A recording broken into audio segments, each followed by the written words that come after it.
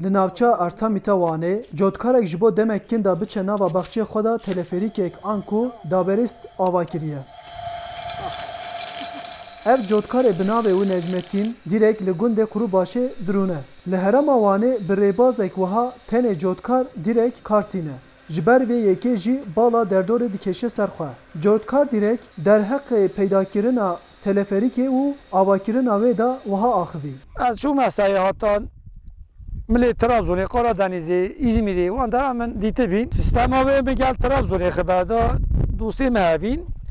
از یونانیمیشه ریزه خالخانداری کردم. ریزه خالخانداری من چون görüşmüş miyim? Minan daliye proje çizmiş ki ben proje hamid درست کرد. اما زمانه من لوی دانه چیکینم. دناوبر خانه و بخچه و دا 205 متر هیا. دوی ناوبره دا جی دولک مزن چم بخچین جیران نو هنه. جبر واسه ما ویجی تلفریک آوا کریه. بندا چم هیا دولن وقتی زمان آب بوش بد امنشید کپینه بده شاد باسی چونینه. پیشیا تلفریکê takriben 45 dakikada diço nav baxçê xwe. Niha teleferîkê sar dibe û di 40 saniya da diçe nav baxçê xwe da û karê xwe pêk dîne. Hem be avê hem be wîn rê daha dûtirî mesafeyê bigim.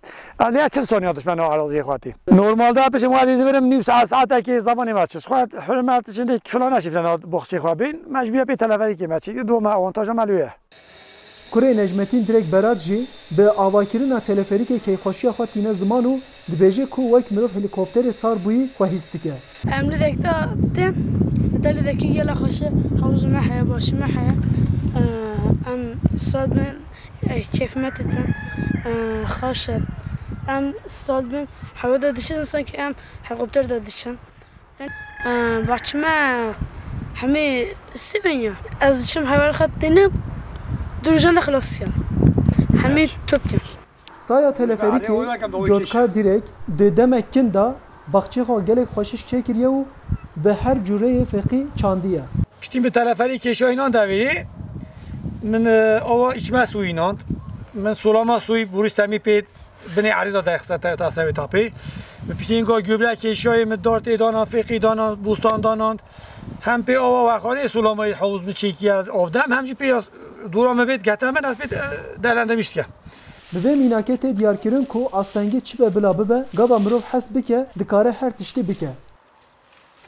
Arif Aslan, dengê Amerîka, gundê Qurûbaş, Wan.